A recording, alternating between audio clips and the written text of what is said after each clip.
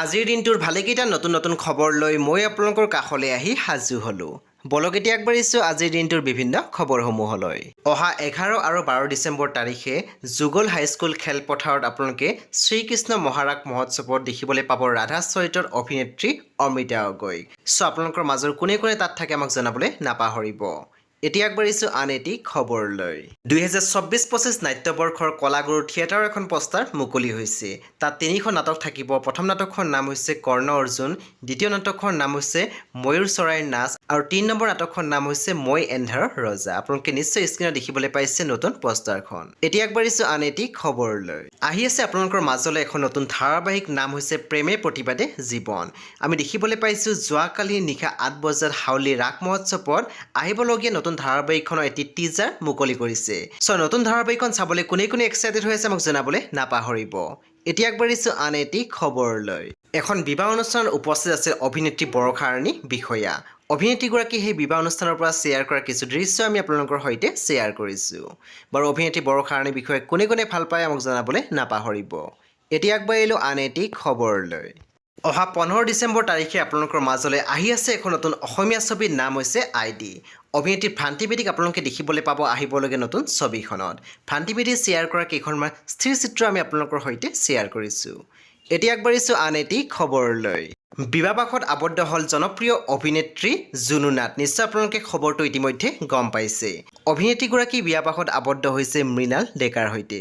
অভিনেত্ৰী জুনু নাথৰ বিবাহৰ কিছু দৃশ্য আমি আপোনালোকৰ সৈতে শ্বেয়াৰ কৰিছোঁ। আপোনালোকে বৰ্তমান স্ক্ৰীনত দেখিবলৈ পাইছে।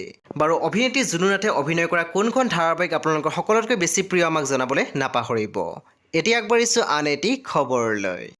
এখন মঞ্চত গীত পৰিৱেশন কৰা আমি একেলগে দেখিবলৈ পাইছোঁ কণ্ঠশিল্পী সুবাসনা দত্ত আৰু কণ্ঠশিল্পী দিক্ষু শৰ্মাক একেলগে। তাৰ এখন স্থিৰ চিত্ৰ আমি আপোনালোকৰ সৈতে শ্বেয়াৰ কৰিছোঁ। এতিয়া আগবাঢ়িছোঁ আন এটি খবৰলৈ। অভিনেত্ৰী গীতাৱলী ৰাজকুমাৰীয়ে ছ'চিয়েল মিডিয়া মাধ্যমত শ্বেয়াৰ কৰিলে বহুতো স্থিৰ চিত্ৰ। নিশ্চয় আপোনালোকে গম পালে যে জুনু নাথৰ বিবাহ সম্পূৰ্ণ হৈ গৈছে। জুনু নাথৰ বিবাহৰ অভ্যৰ্থনা অনুষ্ঠান খাবলৈ গৈছিলে অভিনেত্ৰী গীতাৱলী ৰাজকুমাৰী। অভিনেত্ৰীগৰাকী শ্বেয়াৰ কৰা কেইখনমান ফটো আমি আপোনালোকৰ সৈতে শ্বেয়াৰ কৰিছোঁ। বন্ধু বান্ধৱীসকল এতিয়া আগবাঢ়িছোঁ আন এটি খবৰলৈ। বৰ্তমান স্ক্ৰীনত দেখিবলৈ পাইছে কণ্ঠশিল্পী গীতালি দেৱীক। আমি দেখিবলৈ পাইছোঁ কণ্ঠশিল্পীগৰাকী গৈ উপস্থিত হৈছিল বিবাহ অনুষ্ঠানত। তেখেতৰ ভনীয়েকৰ বিবাহ অনুষ্ঠানত উপস্থিত আছিল গীতালি দেৱী।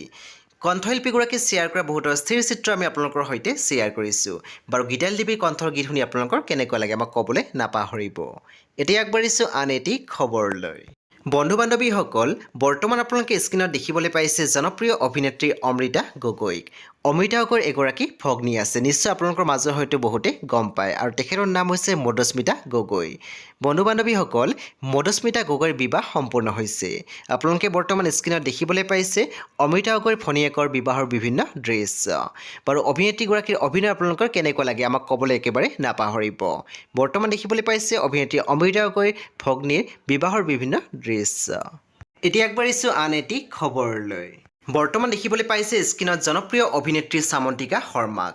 সামন্তিকা শৰ্মা উপস্থিত আছিল মঙলদৈত, কাৰণ মঙলদৈত অপেনিং হৈছে বিশাল মেগামাৰ্ট। বিশাল মেগামাৰ্টৰ এটি শাখা অপেনিং হৈছে মঙলদৈ আৰু তাত উপস্থিত আছিল অভিনেত্ৰী সামন্তিকা শৰ্মা। তাৰ কিছু দৃশ্য আমি আপোনালোকৰ সৈতে শ্বেয়াৰ কৰিছোঁ। এতিয়া আগবাঢ়িছোঁ আন এটি খবৰলৈ।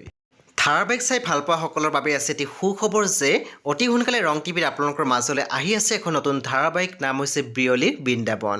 ইয়াত আপোনালোকে দেখিবলৈ পাব বেহাৰবাৰী আউটপোষ্টৰ দুজনকৈ ডাঙৰ অভিনেতাক কে ছাৰ আৰু মোহনক। অতি সোনকালে আপোনালোকৰ মাজলৈ আহিবই নতুন ধাৰাবাহিকখন। বাৰু বিয়লিৰ বৃন্দাবন চাবলৈ কোনে কোনে ৰৈ আছে আমাক ক'বলৈ নাপাহৰিব। বৰ্তমান স্ক্ৰীনত দেখিবলৈ পাইছে জনপ্ৰিয় অভিনেত্ৰী বৰষাৰাণী বিষয়াক। অভিনেত্ৰীগৰাকী কৰিছে নতুনকৈ ফটোশ্বুট। অসমীয়া সাজপাৰে কৰিছে নতুনকৈ ফটোশ্বুট। বাৰু অভিনেত্ৰী বৰষাৰাণী বিষয়া এই নতুন লুকছটো কেনেকুৱা লাগিছে আমাক জনাবলৈ নাপাহৰিব।